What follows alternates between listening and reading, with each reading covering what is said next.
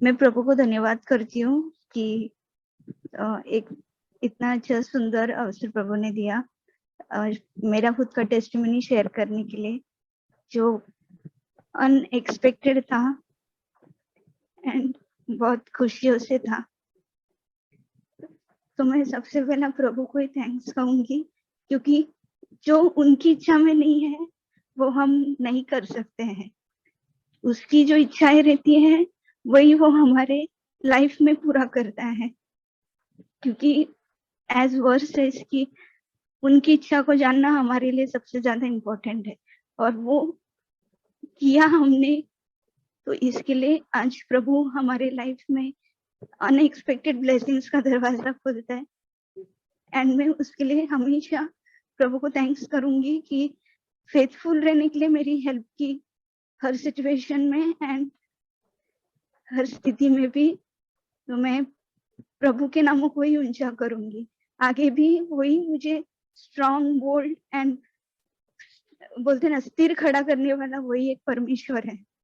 जो इंसान नहीं कर सकते वो काम वो कर सकता है। प्रभु को थैंक्स करती हूँ कि गए एज सबको मालूम है कि मेरा प्रभु ने मुझे बेबी बॉय के साथ ब्लेस किया है एंड डिलीवरी भी बहुत अच्छे से हुआ एंड प्रभु ने बहुत साथ दिया। एंड मेरे लिए तो बहुत डिफिकल्ट था, बट प्रभु ने मेरा बहुत साथ दिया, इसके लिए मैं प्रभु को थैंक्स करती हूँ। एंड उस सारे सिचुएशन में मुझे ताकत दिया और सामर्थ्य दिया मुझे कि उस सारे प्रॉब्लम से मैं एकदम वो डिलीवरी सेफली और अच्छे से कर सकूं। क्योंकि जब हम उस सिचुएशन में आते हैं तो बहुत नेगेटिव थॉट्स आता है, नेगेटिव बातें आती हैं कि ऐसा होगा वैसा होगा करके, बट ऐसा कुछ भी नहीं। बातें भले कितनी भी क्यों ना हो, हमारा विश्वास अंत तक प्रभु में स्थिर होना चाहिए। और एंड मोमेंट में प्रभु के इतने वचन, इतने बोलते ना सामर्थ्य मेरे पास आया कि मुझे खुद को नहीं मालूम पड़ा कहाँ से मैं सब कुछ कर पाई, बट वो मिरेकल प्रभु ने दिया। उसके लिए मैं उसी को ही हमेशा थैंक्स करूंगी। एंड इतना अच्छा बच्चा प्रभु ने हमें दिया कि मैं नहीं सोची, जैसे हम गीत में गाते ना, मांगने से बढ़कर प्रभु हमें देता है, हमारे सोचों से भी बढ़कर हमें परमेश्वर देता है, और उतना अच्छा बच्चा प्रभु ने दिया। अभी आगे मेरे और मनोज को सहायता करे प्रभु कि उसे प्रभु के भय में और प्रभु के वचनों में बने रखना है मुझे, और प्रभु के नामों को वो ऊंचा करे, यही मेरी इच्छा है। सांसारिक चीजों से बढ़कर मुझे उसे प्रभु में आगे ले आना है, और उसमें मैं और मेरा पूरा फैमिली एकदम स्ट्रांग रह पाए, ऐसी मेरी इच्छा है। एंड मैं सभी को थैंक्स करती हूँ कि पूरा 9 महीने के उस जर्नी में आप सभी ने मेरे लिए प्रेयर किया, एंड उसका ही गिफ्ट है, उस प्रेयर का ही आंसर है जो कई दिनों में मुझे मिला। सभी जन ने अपने personal and group prayer intercession prayer में सभी ने रखा, उसके सभी को thanks for your support and for your blessings and all. इसकी उस सब चीजों का ही मुझे आज प्रभु ने इतना अच्छा आशीष दिया है, एंड प्रभु के नाम को मैं हमेशा थैंक्स करूंगी। क्योंकि शादी होके 1 साल भी नहीं हुआ, बहुत अनएक्सपेक्टेड ब्लेसिंग प्रभु देता है। क्योंकि हम जब फेथफुल रहते हैं, स्थिर रहते हैं प्रभु के साथ, तो प्रभु जो हम मांगेंगे, जो हम नहीं सोचा रहेगा, वो भी प्रभु हमें प्रोवाइड करेगा। क्योंकि वो परमेश्वर है और वो अद्भुत है, उसका काम बहुत महान है। वो जो हम नहीं सोच सकते उसका अलग ही सोच है, उसकी दुनिया अलग ही है। तो मैं प्रभु को हमेशा थैंक्स करूंगी, और वचनों में प्रभु ने मुझे उस समय बहुत ताकत दिया, और आप सभी ने मेरे को उस समय में आपने सभी ने प्रेयर किया, क्योंकि सभी में बाद में मैं ग्रुप में मैसेजेस देख पाई आफ्टर 1 और 2 डेज कि सभी लोग प्रेयर कर रहे थे, एंड मनोज भी बताया कि सभी प्रेयर कर रहे थे। तो संकट और जो भी सिचुएशंस आती है तो परमेश्वर हमारा हाथ नहीं छोड़ता है, हमें लगता है कि परमेश्वर हमें छोड़ता है, बट हमारा हाथ वो कभी नहीं छोड़ता है। तो हम कभी कभी छूट जाती है हमसे कि परमेश्वर को पहचानने को, बट वो नित्य हमारे साथ खड़ा रहता है हर स्थिति में। वही हमें बल देता है और वही हमें सामर्थ्य देता है, और वो मैं उस समय एक्सपीरियंस की। इसके लिए प्रभु को thanks. And with in a year मेरे शादी के एक वाइफ से माँ में लेके गई, माँ के जर्नी में। उसके लिए प्रभु को ही थैंक्स बोलूंगी। सारा महिमा और सारा आदर प्रभु को ही दूंगी मैं। एंड आप सभी को thanks once again. Thank you. One thing I want to say, Paul said that he was a prisoner of Christ. और एक बात जो मुझे स्मरण आती है प्रेरित पौलुस की, वह कहता है कि मैं मसीह का कैदी हूँ। You know, when a prisoner is arrested, he is always on his knees, head bowed down and his hands up. और हम देखते हैं कि जब कोई कैदी कैद में पकड़ा जाता है, तब वह ऐसी दशा में रहता है जहां पर उसके घुटने नीचे की ओर टिके हों, वह सर झुकाए हुए अपने हाथों को ऊपर की ओर खड़े किए हुए रहता है। Means that represents that he is surrendered to the person who has taken authority over. और हम देखते हैं कि वह इस बात को अपनी हरकतों के द्वारा दिखाता है कि वह व्यक्ति जो उसके सामने खड़ा है, उसने अपने आप को उसके हाथों में पूरी तरह से समर्पित कर दिया है, सौंप दिया है। He is totally handcuffed and he is totally surrendered by those authorities that who's going to take position over him.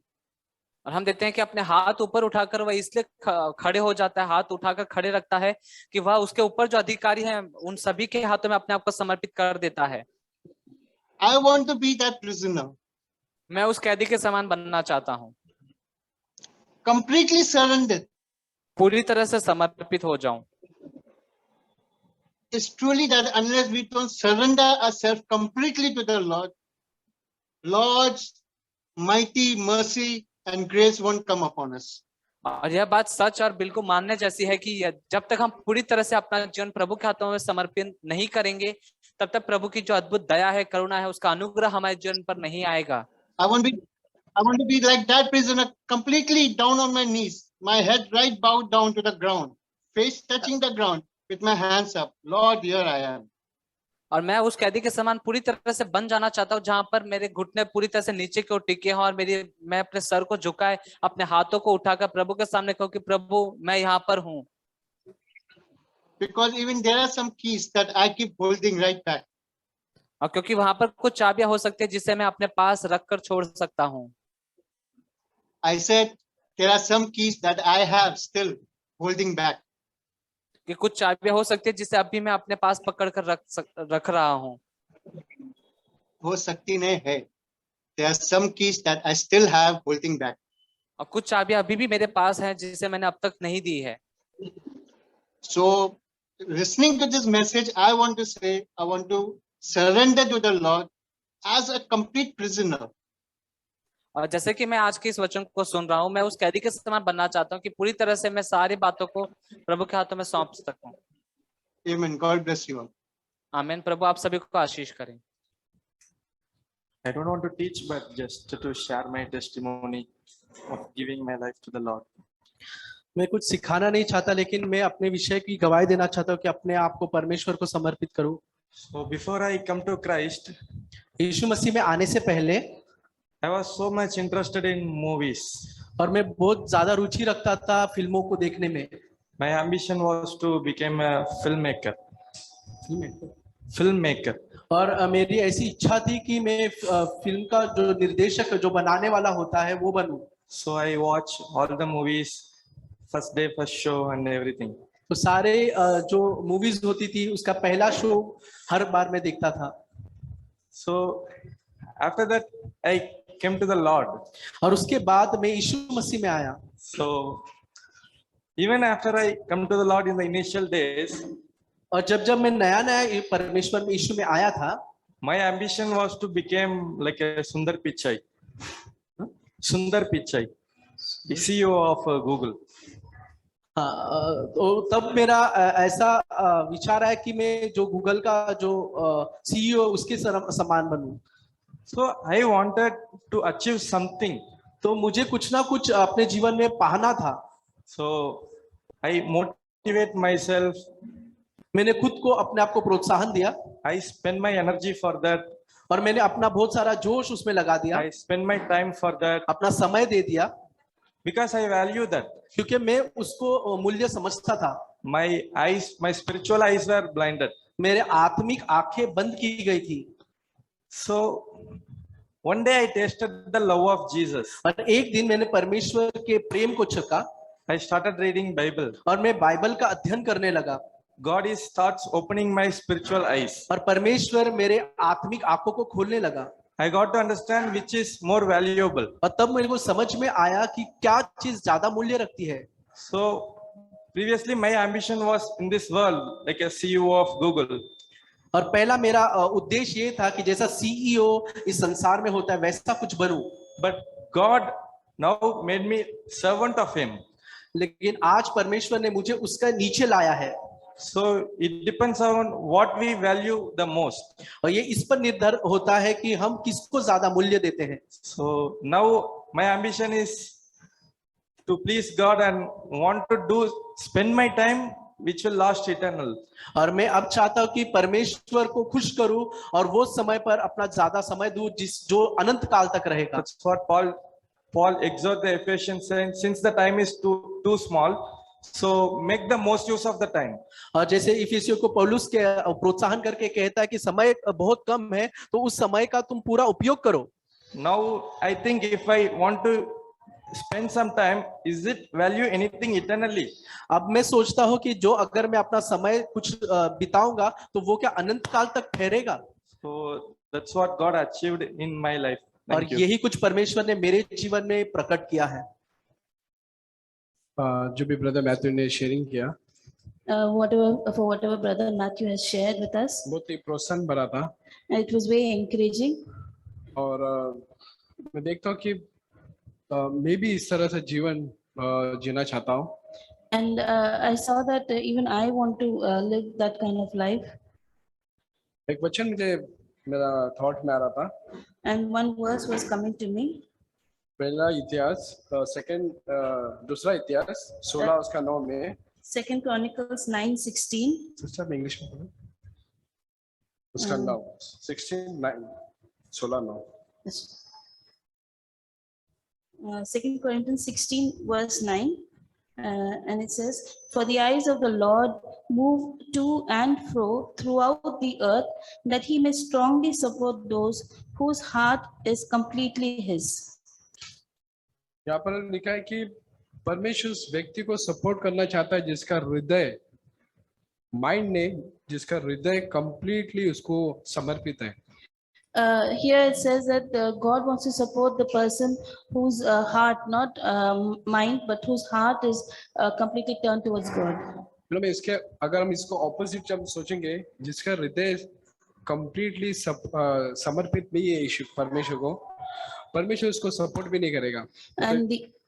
And the opposite statement would be that whoever heart is not completely turned towards God, God will not support them. और मैं देखता हूँ कि परमेश्वर, मैं last week में यही सीख रहा था कि परमेश्वर मुझे एहसास कर रहा था कि हम कोई भी चीज पे सेटिस्फाई हमको नहीं होना चाहिए। And even last week we learned that we shouldn't be satisfied with anything. Spiritual thing, आत्मिक चीजों के लेकर, आत्मिक चीजों को लेकर, and especially for spiritual things. अगर हम चर्च में हम बैप्टिज्म लिया है, हम प्रे अभी हम परमेश्वर के तरफ बढ़ रहे हैं, बट हमारा गोल होना चाहिए कि हम दिन प्रतिदिन यीशु मसीह के जैसा हायर लाइफ हमको जाना चाहिए। Like even if in spiritual things like baptism or spiritual life, we shouldn't be just settled or satisfied with that. We should strive that day by day we should become more and more like Jesus. जैसे कि हमने सुना Jacob के बारे में, And like we heard about the life of Jacob, हमारा मुलाकात परमेश्वर के साथ होना चाहिए। that our encounter should be with God. हमारा मुलाकात परमेश्वर के साथ होना चाहिए कि परमेश्वर मुझे वो हायर लाइफ में लेके चलो। Our encounter should be with God, that God take us to that higher life. और जो भी हम स्थान पर है स्पिरिचुअली में अभी, And whatever status we are in now spiritually, but मैं चाहता हूँ कि हम कोई भी उस चीज से सेटिस्फाई मत हो। परमेश्वर चाहता है कि हम उसके अंदर और बढ़े। Let's not be settled or satisfied with that, but God wants us to grow more than और that. मैं अपने आप को जज करना चाहिए कि परमेश्वर ऐसा कौन सा की है जो मैं अभी भी आपको नहीं दिया है। And I was judging myself and I was asking God, what is that thing that I haven't surrendered to you yet? तो मैं कभी खुद के लिए प्रे करते कि परमेश्वर मुझे हार्ड से लेके जाए ताकि मेरे को समझ में नहीं आता रहेगा तो मुझे बताओ।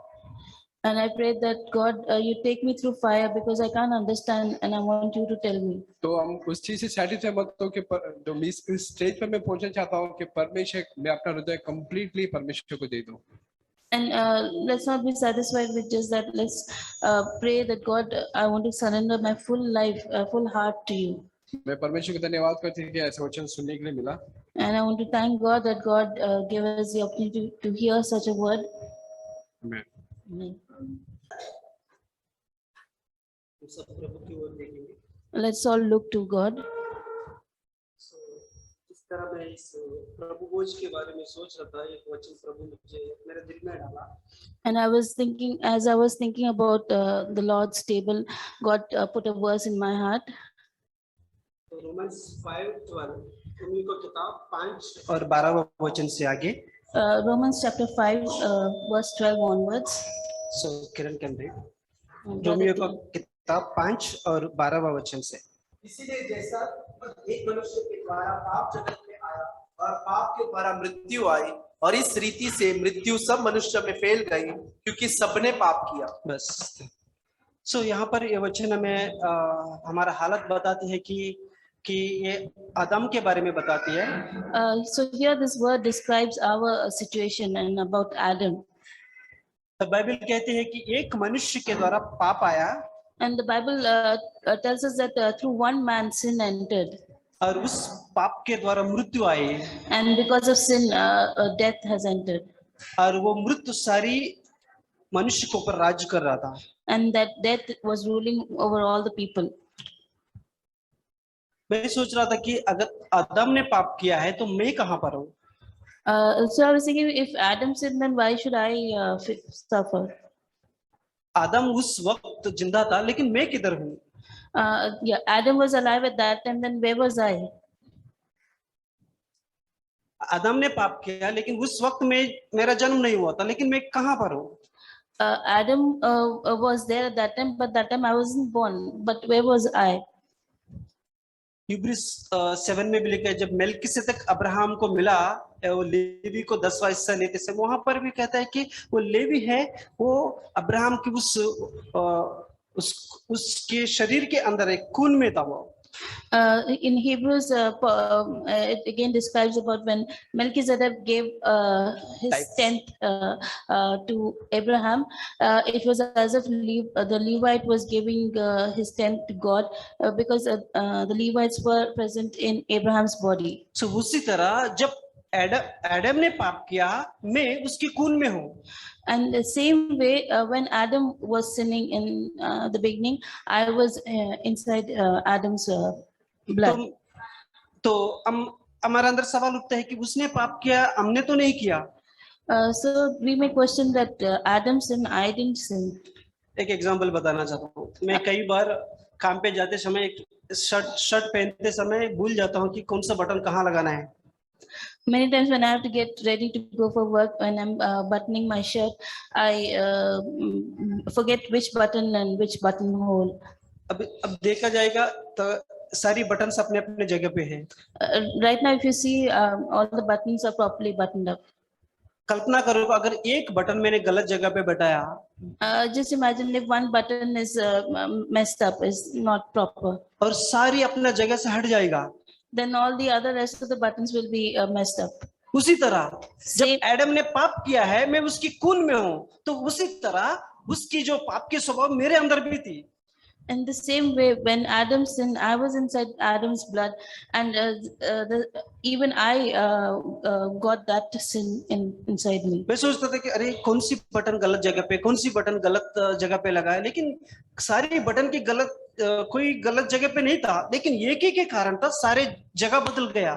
I'll be thinking which button is put wrong, which button is put wrong. But then it's the first button, and because of that, all the other buttons become wrong. और उसी तरह अगर मैंने ये एक बटन वापस सही जगह पे लगाया, बाकी सब अपने जगह पे आ जाएगा. And in the same way, if I just put the first button correctly, then all the other buttons will fall in place. So Adam ने पाप किया, उसकी स्वभाव और पाप की स्वभाव हमारे ऊपर राज किया. And because Adam sinned, his nature of sin was ruling over us. और वो उस समय वो एक ही व्यक्ति था. And at that time he was just one person. और वो एक ही व्यक्ति के द्वारा पाप आया, पाप के द्वारा मृत्यु आया, मृत्यु सबके ऊपर राज किया. And because of that one man's sin, sin entered, and then because of sin, death entered, and the death was ruling over everyone. उसी तरह वापस एक ही व्यक्ति को आना पड़ा हम सबको धर्मी बनाने के लिए. And just like that, in the same way, one person had to come and to make all of us righteous. Romans 5:15. Romans 5:15.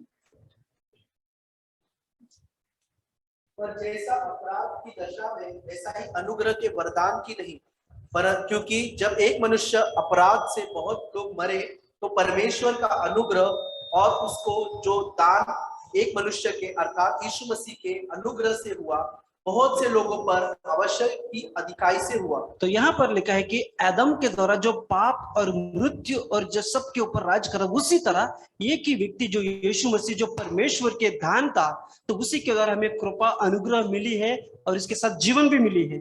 And here it says that just as sin and death entered through one man, in the same way through Jesus Christ, who was God's son, life and So जैसा हम इस प्रभु भोज की ओर देखेंगे, तो पहले कुरिन्थी 11वां अध्याय में हम आगे जाएंगे. 1 Corinthians chapter 11, we'll read forward. So 1 Corinthians 11वां अध्याय 23वें वचन में पौलुस कहता है कि ये जो वचन मुझे मिली है प्रभु की ओर से, ना कि कोई इंसान से है. And here in 1 Corinthians 11 verse 23, here Paul says that what the word that I received from God, not from men. So ये अच्छी बात है कि जब प्रभु की ओर से हमें कुछ वचन मिलती है. And it's a good thing that when we get something from God. So वो कहता है कि जिस रात यीशु पकड़वाया गया, उस रात तो वो अपने चेलों को बुलाकर उसने एक रोटी लिया और उस रोटी को 2 भाग किया, तोड़ा. And the night that Jesus was to be crucified, he took bread and he broke it and gave it to his disciples. 23 Kiran. Verse 23. क्योंकि यह बात मुझे प्रभु की ओर से पहुंची और मैंने तुम्हें भी पहुंचा दी कि प्रभु यीशु ने इस रात को पकड़वाया गया रोटी ली 24 और धन्यवाद करके उससे तोड़ा और कहा, यह मेरा देह है जो तुम्हारे लिए है, मेरे स्मरण के लिए यही किया करो. इसी रीति से उसने बियारी के पीछे कटोरा भी लिया और कहा, यह कटोरा मेरे लहू पे नहीं वाचा है, जब कभी पियो तो मेरे स्मरण के लिए यही किया करो. क्योंकि जब कभी तुम यह रोटी खाते और इस कटोरे में से पीते हो, तो प्रभु के मृत्यु को जब तक वह न आए प्रचार करते हो. यस. सो यहाँ पर वचन हमें गंभीर रूप से कहता है कि वो जो रोटी है जो प्रभु ने धन्यवाद देकर तोड़ा है, उसकी शरीर की एक चिन्ह है. And here one the verse that we need to take very seriously is that Jesus took the bread and broke it and gave it to his disciples and said, this is my body which is broken for you. जैसा इस मेज के पास हम आते हैं, हम तोड़कर उस रोटी को लेते हैं. And as we approach this table, we break and we take a part of that bread. आप उस अक्का रोटी भी लेके खा सकते हैं, लेकिन यहाँ पर ये रोटी यीशु ने तोड़ने का क्यों बताया कि क्योंकि मैं कुछ दिनों के बाद क्रूस पर मेरा शरीर तोड़ा जाएगा आपके लिए, आपके पापों के लिए. And we can take the whole and eat, but we break it and eat because Jesus was trying to tell them that in some time my body also will be broken in the same way for you. यानी जब हम उस रोटी को तोड़ते हैं, हम कुछ चीज को पीछे मुड़कर देखते हैं कि यीशु मसीह ने क्या किया हमारे लिए.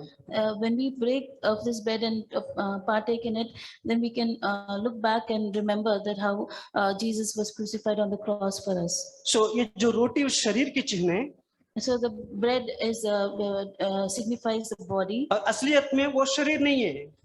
But in actual this thing, it is not the body. वो अभी भी उनके सामने शरीर के रूप में खड़ा है, चेलों के सामने. At that time Jesus was still standing in front of them in his body. और आगे दिखता है कि 25वां वचन में उसने द्राक्षरस लिया और कहा कि ये रहा ये मेरा लहू की नया वाचा है। And in this, as we read ahead, we see that Jesus took the cup and said, took the wine and said, "This is my blood, and it's a new covenant." और जब कभी आप इसमें से पीते हो मुझे याद करो। And he said, "Whenever you drink of it, drink it in remembrance of me." So brothers and sisters, मैं आपको ये कहना चाहता हूँ कि हम जब रोटी तोड़ते हो और उसकी द्राक्ष रस पीते हो, हम उसकी कार्य को याद रखना है हमको, उसकी कार्य को, जो किया हुआ कार्य को याद रखना है। So whenever we partake of this bread and we drink the cup, we remember the work of that Jesus did on the cross of So Calvary. verse 26 में लिखा है, जब आप इस खाते हो और इस रोटी में से पीते हो, जो प्रभु आने तक उसकी मृत्यु को हम प्रकट करते हैं। So when we partake in this bread and drink this cup, we proclaim the Lord's death until he comes. यानी हमारी इस सुसमाचार को हम किस तरह प्रकट करते हैं, इसमें भाग लेने के द्वारा। And how we proclaim the good news or the gospel is by partaking in this bread and in this cup. So पौलुस यहाँ 27 से बहुत गंभीरता से चेतावनी का वचन बताता है यहाँ पर। And from verse 27 onwards, Paul gives a very strict warning about this. यहाँ पर लिखा है कि जो कोई अनुचित रीति से, यानी जो तरीका बताया गया है उस तरीका से नहीं लेते हैं। And here Paul warns the people, and it says, whoever takes part in this in an unworthy manner. Verse 30 में बहुत कुछ लिखा गया, बताएंगे। In verse 30 it tells a lot about it. इस कारण तुम में से बहुत से निर्बल और रोगी हैं और बहुत से सो भी गए। और यहाँ पर लिखा है कि बहुत लोग निर्बल, कमजोर और बहुत लोग सो भी गया है। And here it says many people have become weak, sick, and even some have gone to sleep. So जब कभी हम इसमें भाग लेते हो, हम अपने आप को जांचना है। So whenever we take part in this, we need to look into ourselves and introspect. दूसरों को नहीं, अपने आप को जांचना है। We need to look into ourselves, not others. We need to दूसरों judge. लोग अपने आप को जांचेगा।